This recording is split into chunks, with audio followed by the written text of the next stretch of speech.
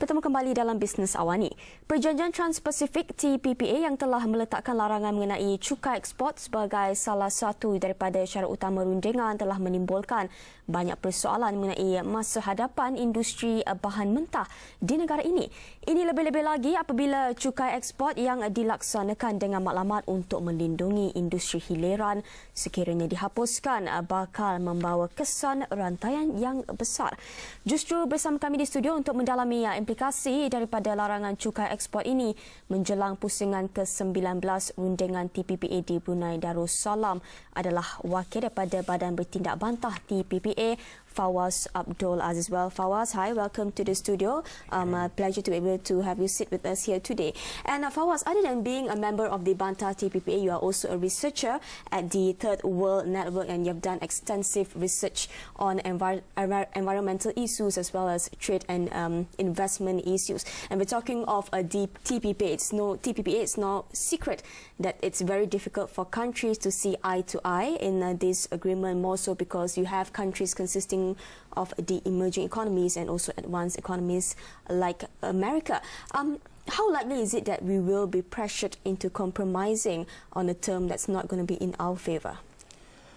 Well, it's definitely likely because we have been informed. I mean, sources have told us that actually the export taxes, for example, they will seek to remove them. They will seek to not just reduce, but to remove them completely, from the products that are, goods and services, for example. And today we can see that based on the data, the amount of income to the country from export taxes amounted up to $2 to $3 billion. And what we're looking here is that there's a possible outcome whereby this revenue would entirely be wiped off. Well, according to data from 2010, data that is given by the Malaysian government itself, in between 2 to 3 billion ringgit was what we earn from export taxes. But the thing with export taxes is the benefits are not just from the revenue, but its ability to, for example, help towards developing industries, developing value-added processes, sustainable development, with regards to currency, inflation issues, terms of trade. So there are many, many benefits of export taxes which we have to really consider before, compromising or bowing down to pressure that we eliminate them completely. That brings to the issue of, is it really necessary now to have this TPPA? Because we've seen countries, like you mentioned earlier, like Indonesia, where they've emerged as the #1 timber producers and player in globally, because it's merely due to the fact that they have sustained their export taxes, and now that we're very well on our way to be that a global player. For example, in palm oil, is it necessary to have such agreement in place? Well, it's definitely necessary. I mean, if we look at the potential,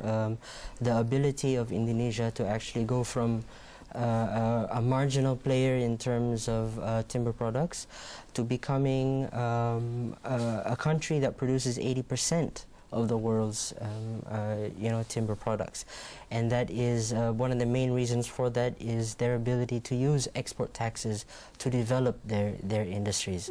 So if they didn't have that, then we doubt that Indonesia would be in the place that it is now with regards to timber.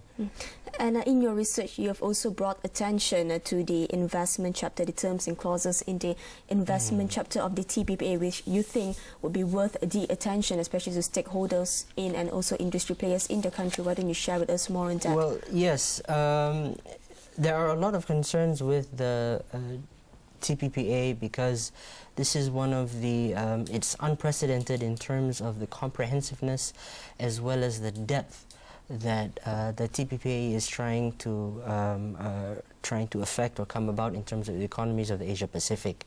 There are 29 chapters, but the so-called traditional matters of negotiations are concern only about 4 to 5 chapters out of the 29. The other chapters do not really relate to so-called traditional trade matters. So they go into intellectual property, affecting access to medicine, copyright affecting education, environmental concerns, labor concerns. These were things that were off the table in terms of traditional trade negotiations, but are now on the table, and it will have a very significant effect on many aspects of Malaysian society, Malaysian life.